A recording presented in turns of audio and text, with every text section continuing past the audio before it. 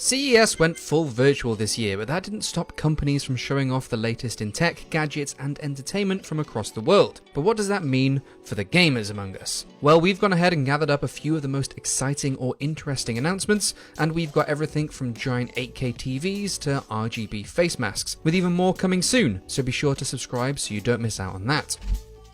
Now, CES doesn't focus too much on actual video games, more on the tech that drives them and the way we interact with our entertainment systems. But during Sony's stream, it did show off some exciting release dates for some upcoming titles. This includes Kena, Bridge of Spirits releasing this March, Solar Ash coming June, Ghostwire Tokyo and Stray, that's the adorable cat game we all fell in love with at E3 last year, are both dropping this October, and Project Athia is coming in January 2022. However, Pragmata, Capcom's mysterious, weird astronaut game that we've not heard a peep out of since E3 2020, is in fact getting delayed until 2023. So it'll be a while longer until we can figure out what's going on with the strange sky glitches and the android cat that were teased 7 long months ago.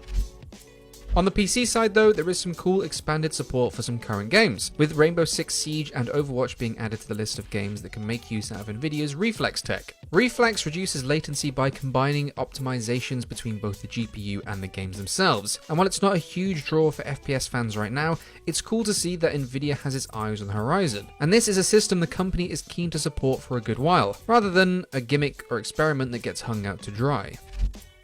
And there's exciting news for everyone still feverishly trying to get their hands on Nvidia's latest generation of graphics cards. During CES, Nvidia revealed its 4th graphics card in the growing RTX 30 series line. The new 3060 card is the cheapest in the range while still delivering some impressive performance numbers. Although considering that the 3060 Ti was only released back in December, it is a slightly strange offering. Many of the RTX 30 cards are as rare as rocking horse poop, and have been selling out in the blink of an eye. So it's good to see that there's more powerful hardware coming down the line, especially as this card is going to be launching at $329 USD and boasts twice the performance of the old GTX 1060, which is a big step in allowing more gamers to make the most of all the lovely new ray tracing and DLSS options available in recent games. With 12GB of GDDR6, over 3,500 Nvidia CUDA cores, and clocking in at 1.78 GHz, this is again a lot of power for a really decent price, and also matches Nvidia's aim for the 3060 to bring their new architecture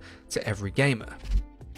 And exciting news for anyone who prefers their PC gaming on the go or just favors a slimmer form factor for their machines. Nvidia is bringing its 30 series GPUs into the next generation of laptops. These lappies are built on the latest Ampere architecture and 3rd gen Max-Q performance and stress optimization technology, which will hopefully mean that you can pump out higher frames per second without your system's fans taking off or your laptop setting fire to your thighs. Laptops equipped with the 3060 are reported to allow for 90 FPS gameplay with ultra settings at 1080p, and these will be starting at $999. 3070 laptops are said to be 1.5 faster than the RTX 2070 GPU and allow for 90 FPS action with ultra settings on many games at 1440p. Obviously the price is a little ramped up here at $1,300, and lastly the 3080 equipped laptops have 16GB of GDDR6 and can push gameplay past 100 FPS with ultra settings at 1440p. As expected though, these models are going to set you back a few more bucks, starting around $2,000. But it's not just gamers that Nvidia are trying to cater to though, stating that this performance is for both work and play with their studio laptop models. And whatever brand allegiances you have, you'll surely have something to suit your tastes, as there are over 70 of these laptops launching later this month. And these of course come from all the usual suspects like Acer, Asus ROG, and Razer. And speaking of the mean green snake-shaped machine, Razer showed off some peculiar concepts during this year's CES on top of all the laptop announcements. Most notable is an immersive gaming chair with a 60-inch OLED screen, which I'm almost certain will be the first step to us becoming those floating chair humans from WALL-E. There's also a smart N95 face mask that not only protects you and those around you, but allows you to apply gamer RGB to your own face. Project Brooklyn is their concept for what they're calling a truly immersive gaming station, which comes complete with an OLED surround screen, is built with carbon fiber, is covered in RGB lighting, and is designed around a full cockpit experience. I would say it looks like an intense piece of kit, but I'm sitting here in front of 3 computer monitors, so I can't really critique when it comes to gaming battle station design. But moving on to Project Hazel, Razer's smart mask, this is something I am really quite interested in, despite it being in only a conceptual stage. A surgical N95 made of clear plastic, featuring wireless charging, voice amplification, rechargeable ventilators, UV sterilization, and again, the ability to light up my face in whatever colored lighting I want. Honestly, sign me up. I must say though that some of the reactions are gold. Shout out to Mr. Kepling's comment on our YouTube video, "I can finally breathe in 60 FPS." is absolutely fantastic. Although I think we can all accept that masks aren't going to go anywhere anytime soon, so it's pretty cool to see Razer applying some of its ingenuity to them. They've been providing frontline workers with masks since the pandemic started, but if they're going to start selling something that lets me dress up my face as if I'm one of the Cyberpunk 2077 NPCs, then I really am all for it.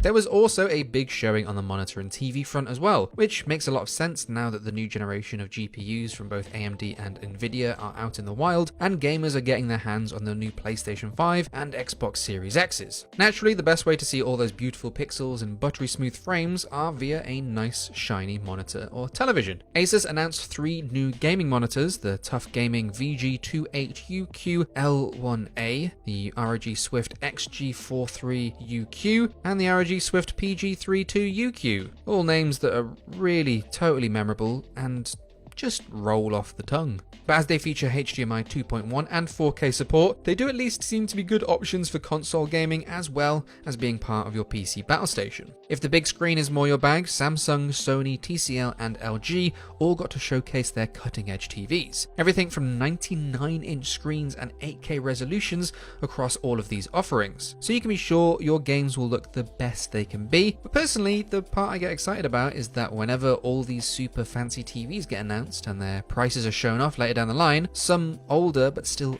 fantastic televisions get reduced in price. So make sure you keep your eyes open for some bargains, shout out to the GameSpot Deals Twitter, over the next few months. Now that's all we've got time for in this video, but be sure to check out our full CES coverage on GameSpot.com to read more about everything you've seen here, as well as a few things we've missed. If you enjoyed the video, click the like button, let us know what you're most excited about in the comment section below, and we will see you in the next one.